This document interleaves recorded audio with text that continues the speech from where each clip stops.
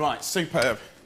So, I'm going to do a beautiful dish that completely celebrates how beautiful peas are. And I've got some water on, spaghetti. And what I want to do is take about half of that, about 2 portions worth, give it a little twist, drop it in here. Lovely. Maybe a little bit more for luck. So, what I'm going to do is I'm going to make meatballs, right? The quickest meatballs. I'm going to make meatballs in the time it takes that pasta to cook. I've got some fantastic sausages.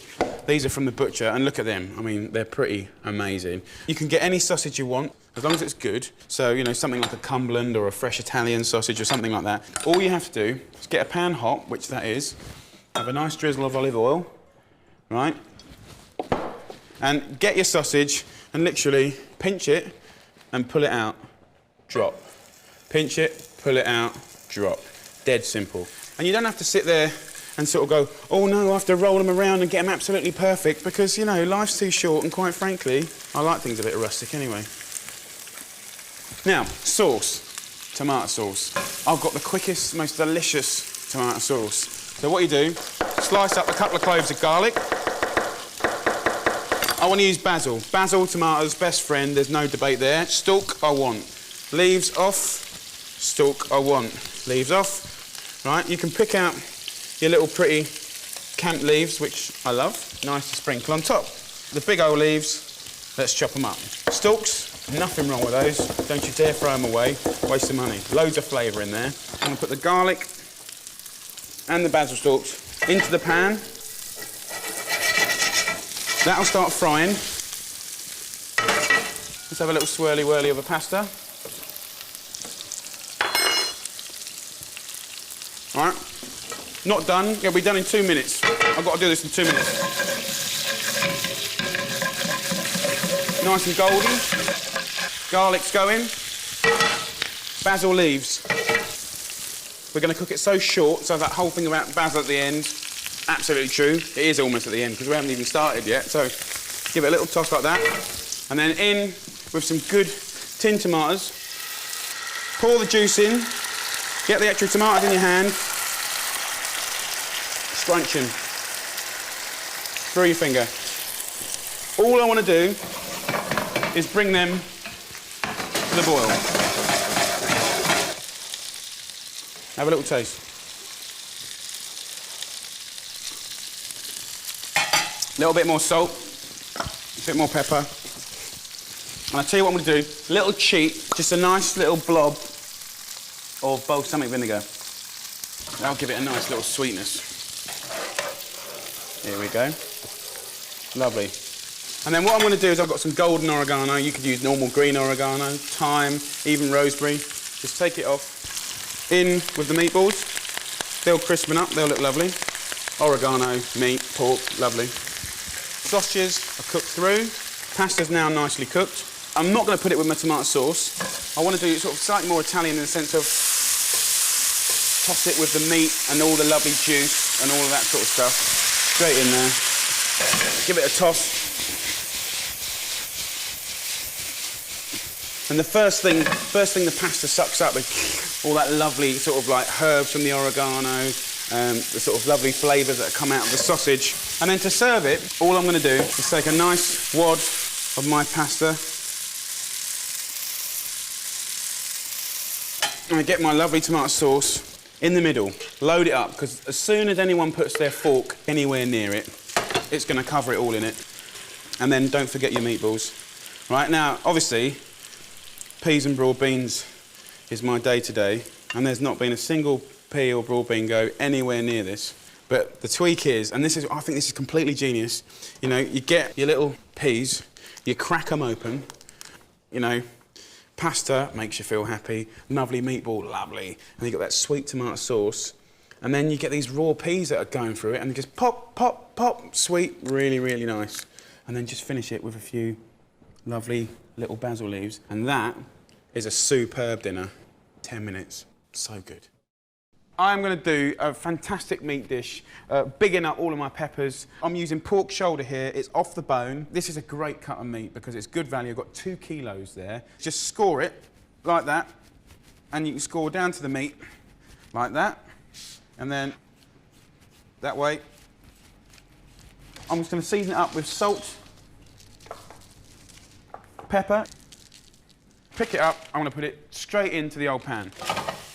Now, skin side down first because I want to render the fat out. You can put a little bit of olive oil in there if you want to just help it along.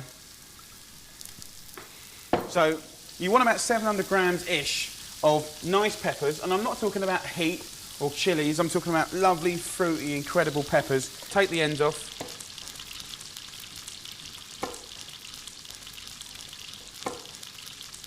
Take out the seeds.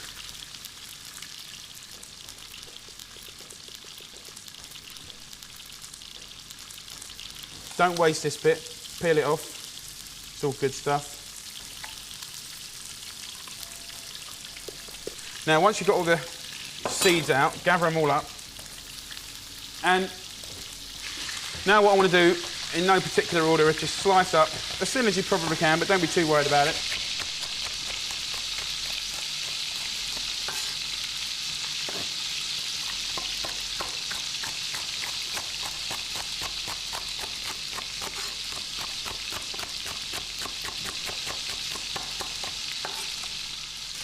So chop these peppers up, put them over here. Now let's have a look at this pork. Look at that beautiful colour. Put this back out here. In with the peppers. Wonderful colours.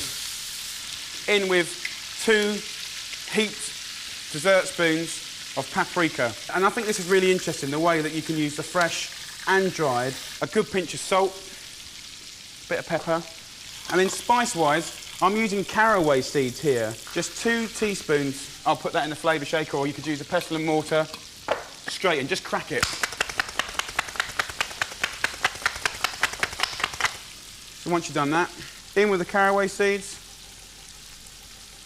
So I've got these beautiful jarred peppers here. The thing I love about this is that if I was going to blacken this amount of peppers, it takes a bit of time, and if you're lazy, and we all can be, this is good. Chop it up,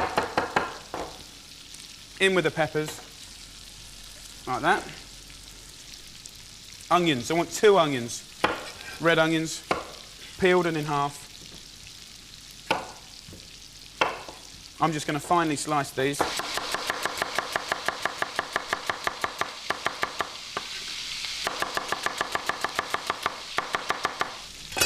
In with the onions. From the herb department, marjoram or oregano.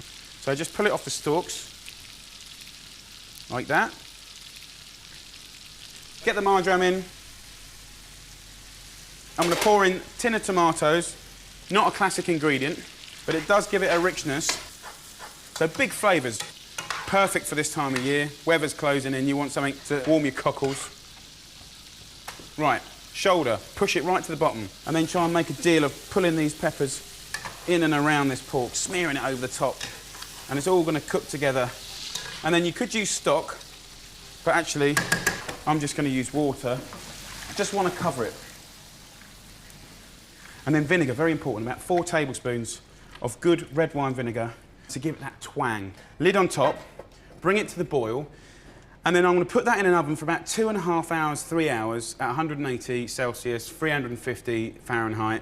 And like the only time you know when it's cooked is when you can get 2 forks and pull away the meat. And if it's just like sticky and gorgeous and moorish and just, comes away easily, rock and roll. If it's not, back in the oven and just be patient.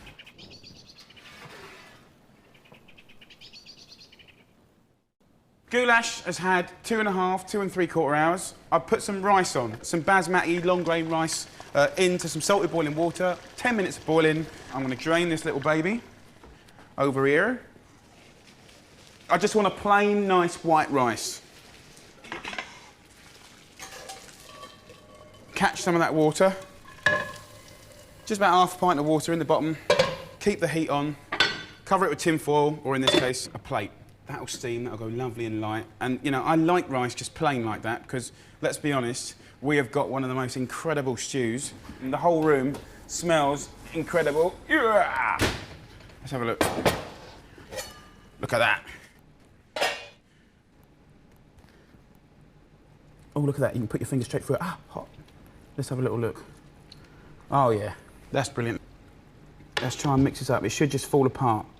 That is how you know you've got a wonderfully cooked bit of meat. Now, at this point, it doesn't matter how you follow the recipe, what ingredients you use, you've got a taste now and balance. So,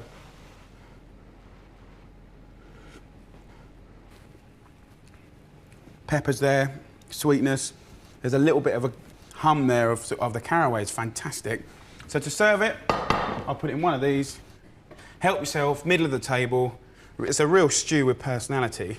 Hungarian style-y. I just love it. One more.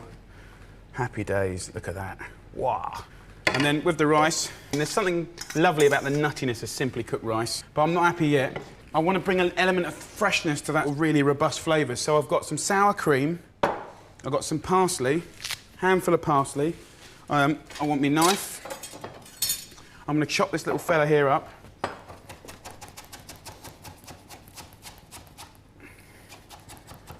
I'm going to put most of it in there.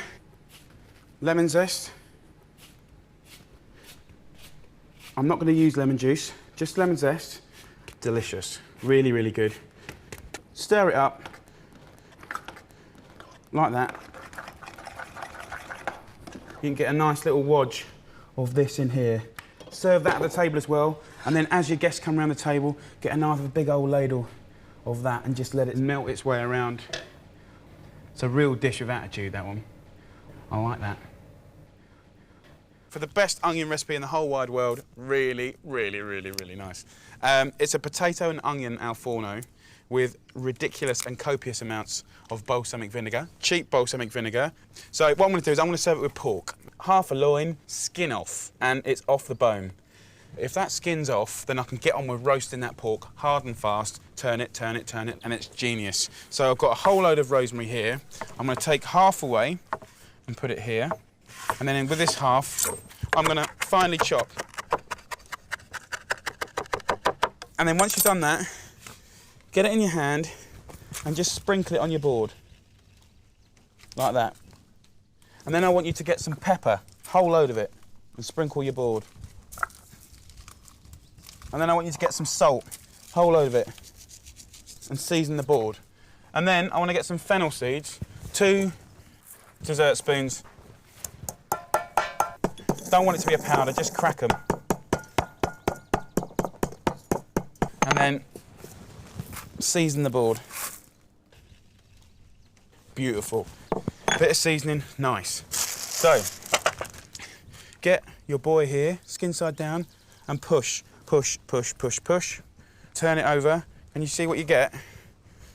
So you get that lovely flavour sort of encrusted. Don't muck about, you want it to stick to your little darling. And just dip it around, just like that, beautiful. Now, I'm using the wood oven, but you could use a normal oven, get it on about 200 degrees. Get 2 trays in there, a smaller one for your pork and a bigger one for your potatoes. So, I want to pour some olive oil in there. And I want to put it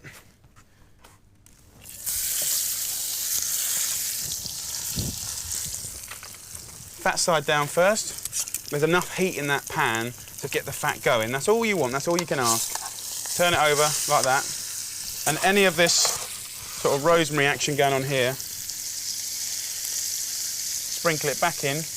And you see around the gaps here, this is going to be potential burning area. So what I'd quite like to do is just get a few cloves of garlic and cut it in halves, quarters, and, you know, maybe 1 onion. To have things like celery, onions, bit of garlic in the bottom of your roasting tray just kind of gives you an environment where it's not completely dry. So literally, either side, just mix it up a little bit with you. How's your father? Lovely. So now in the oven, that'll take about an hour to cook. 50 minutes to an hour. So, With the potatoes, I've cooked them for about 5 minutes, yeah, and then give them a little bit of a chuffing, okay? So, onion duty. So, cut these off.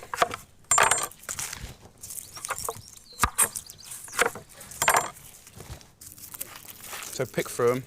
I mean, the reason I love this dish is because in the roasting of an onion, you concentrate the natural sugars in the onion. There we go. He can go straight in half. He can go straight in half.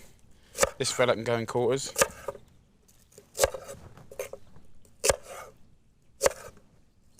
There we go. And then this is where the exciting bit starts. So this is a very hot tray. In here, I'm going to add 1/3 of a pack of butter, a little bit of olive oil, some bay leaves in, 4 or 5, and put my rosemary in. So immediately that will start flavouring the fat. And then in with the lovely onions, and then the potatoes. And then I've got a garlic here from the garden. And you know, half it, give it a bash. Get the old flavours going. So, salt it will need, pepper it will need, and then all I've got to do, well, I don't want to keep it out of the oven too long, give it a little slush about. Here, look at that. So, as soon as you know you've got a bit of shine on the potatoes and the onion, you know you're in good action. Then what happens, and this is the bit which no English person would have the balls to do, right? But that's because I don't know better, right? Is you go and get cheap balsamic vinegar, and I want you to use half a bottle. I want you to go for it. I want you to trust me and just get it on there. Let's go for it, get it in there. It looks wet, it looks sloppy right now, but as this cooks, the fat and the herbs and the garlic will mix and start evaporating and stick around that onion and potatoes and stuff like that. So, back in the oven, brave. And if you can, turn the pork, move and scuff around the potatoes, and in an hour's time, it's going to be heaven.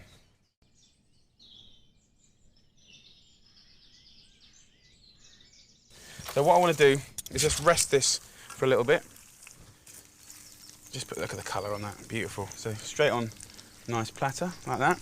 And then in here, in the pan, there's fat, which we'll lose most of, and you've got all these lovely bits of roasted onion and garlic. So what I want to do is lose that fat. You could keep that fat if you wanted to, in a little jar in the fridge, and you could put it on roast potatoes or something like that.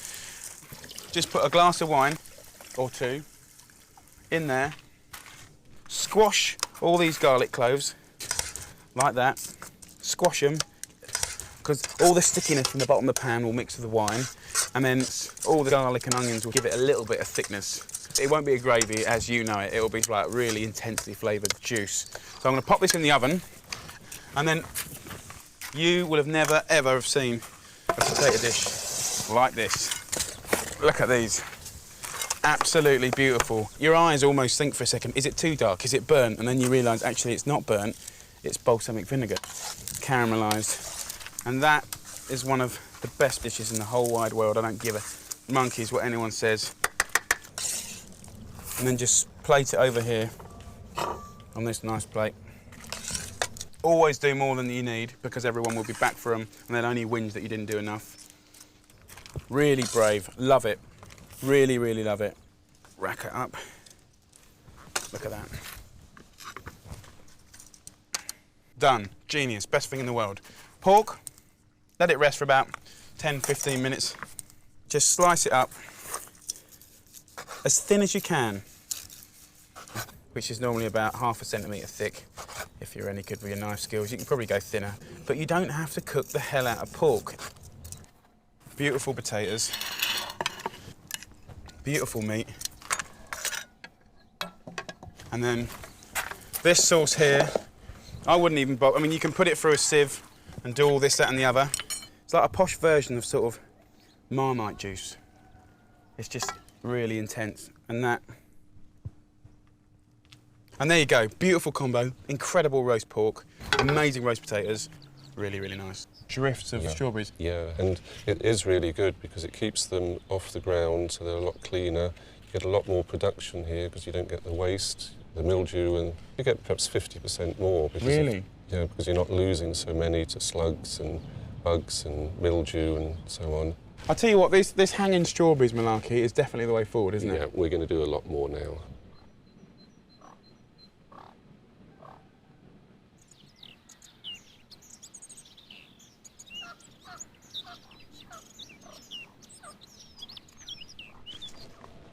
I'm going to make this beautiful dessert. I'm going to cook the strawberries. So, you know, I love my cold, you know, fresh strawberries with ice cream and stuff like that. But I want to show you a really, really simple way to make them extra special. And, you know, this is sort of based on sort of an English theme, really. So, you know, the classic sort of English Pimms drink, you know, with the cucumber and all that. So, you know, I'm going to do a sort of dessert version. So literally all I do is get myself some nice strawberries. Just take the bottoms off like that. So you've got a flat base. When you do this, you kind of want to pack the strawberries in so they're quite snug next to each other. You know, because strawberries, they're quite delicate really. They will sort of shrink slightly when they cook. Right, so when you've got all the strawberries in the tray, because you've cut the underside, what's going to happen is, you know, all the flavour's going to come out of that part of the strawberry into the bottom of the tray.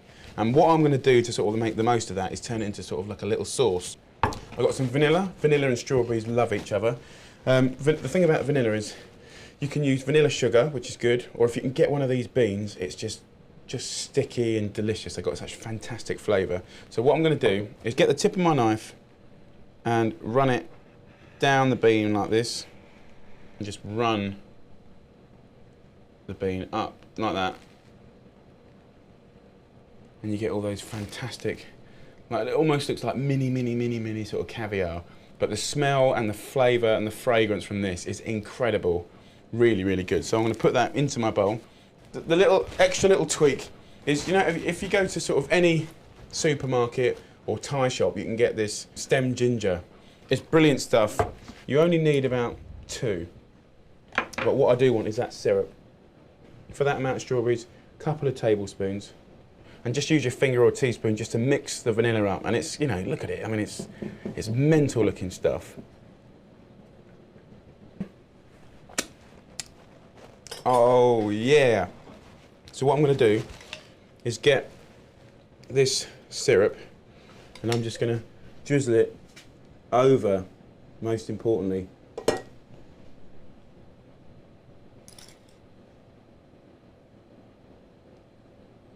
lovely. And then with this candied ginger, cut it up into bits, random bits, and they can kind of fall in the gaps in between where the strawberries meet. Purposefully, I don't want them to look too organised. Get a little vanilla pod, clean the bowl out, like that. So right, we've got the strawberries with the ginger and the lovely vanilla ginger syrup. I'm going to put these under the grill, or a broiler grill, and, you know, we're not going to cook it, we're just going to kind of like start to sort of get the syrup sort of bubbling up and boiling, and sort of half cook it really. So that'll take about 3 minutes. And then to go with it, I want to sort of mix it up a bit. I've got some biscuits. I've actually got some shortbread biscuits. So I'll take a whole bunch of these, about 6. Get a tea towel, clean tea towel, and while that's cooking, you can do it all to order. Pop them into the middle, pull up the sides, and then you can get all your anger from the week.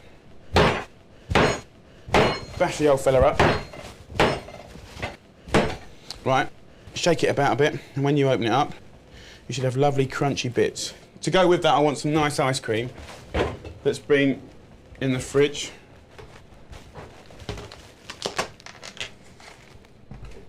Lovely. And then, this only takes like 2-3 minutes. Such a wonderfully quick thing to do. Look at that. Beautiful. The whole point of this now, while it's really hot and bubbling, is get your Pimms out, right, and just sort of give it a little slush. And, you know, booze and fruit, we all know, works really well. You can do 2 things. You can be quite brave and get a nice bit of ice cream and just blonk it in the middle, right? And as soon as the heat hits the vanilla, it's going to start melting and sort of rippling everywhere. Look at that. It does look fantastic. And imagine eating that. Crunchy, cold, hot, sweet, superb. Lovely little dish. I like it.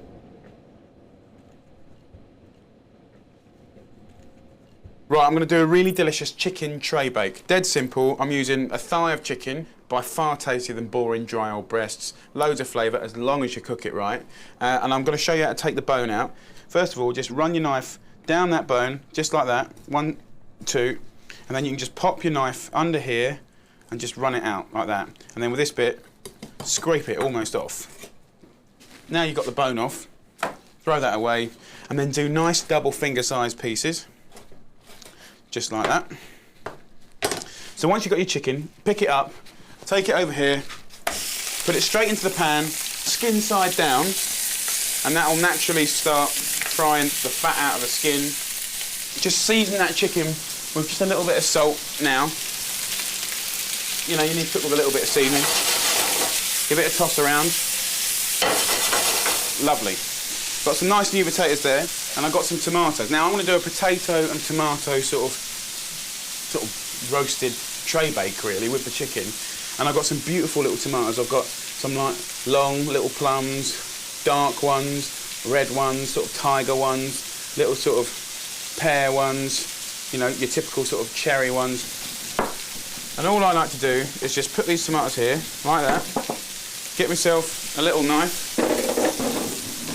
The only knife I've got is that one. So what I want to do is get a knife and just get the tomato and just pop it, just like that. And by tapping them like this, we're going to pop them in boiling water, and that little cut will make sure the skin just comes straight off, and that's easy, we like that. So put them in here, into here, and my new potatoes are boiling and they're cooked. Pour my tomatoes in there, lid on. So once you've done that, I need my cloth. Let's give this chicken a nice little toss. Have a look in here. Nearly there. Sort of 45 seconds, that's literally all you need in boiling water with the tomatoes. Tomato skins look pretty good. Just drain it in a colander. Lovely, look at that. So, nice position to be in here. It's all steaming, really hot. That's going to steam dry now. So look, I'm going to get my tomato, and literally all you have to do is just pinch that skin off. It's so simple, and it doesn't give you any grief at all. And by taking it off, what you allow this to do is the tomato to dehydrate and become sort of like sweet and much more intensified, and for the flavour and sort of bit of the juice from the tomato to cook into the potato, which is going to be like rock and roll. I'm going to lay it out on this board here, all right? Clean table. This is what I'm going to do. With my potatoes, I'm going to get my thumb and I'm going to just break them like that. Like that, crush them. You can push that in half, break that, break that, break that, break those. If you've got a little whole one like that, leave it whole, push that.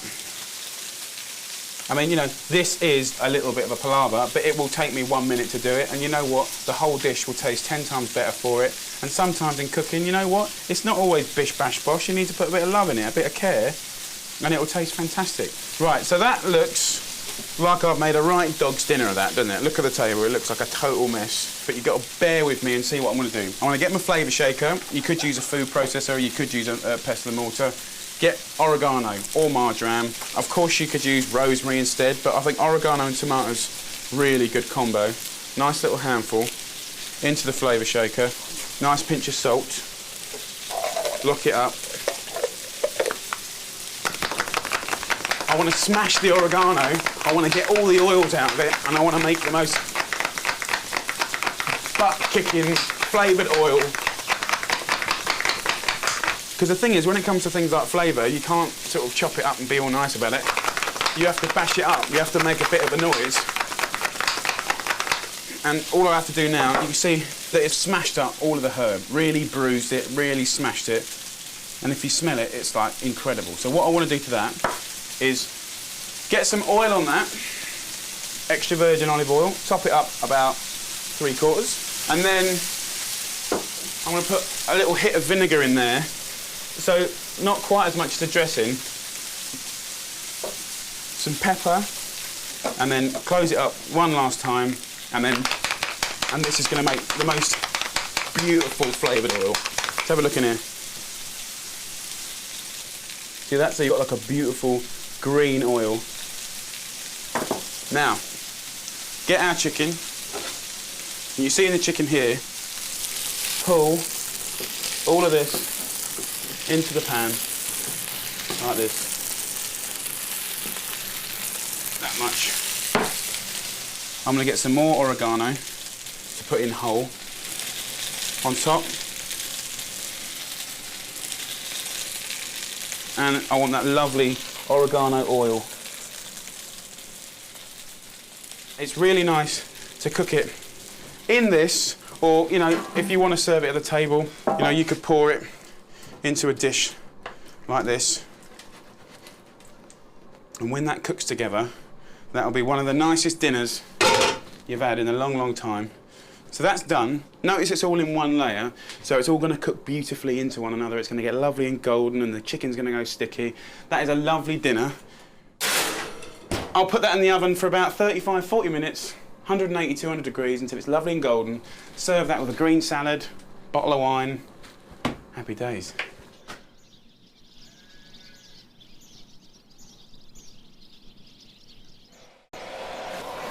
Yay! Look at that. Just look at that. You know, in the middle of the table, on a dish. Look at that. Oh, come on, that's so nice. And this is the sort of food that I love, love, love to eat. Everything just mixing together. So nice.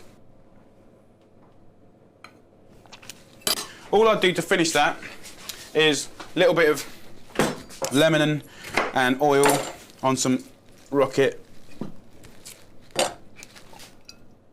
Just a bit. Pinch of salt. And look at that. You can either do two things. You can either just get a nice handful and literally put it across the dish at the table like that. Brilliant little dinner. Or just have a big bowl separately and just serve that like that.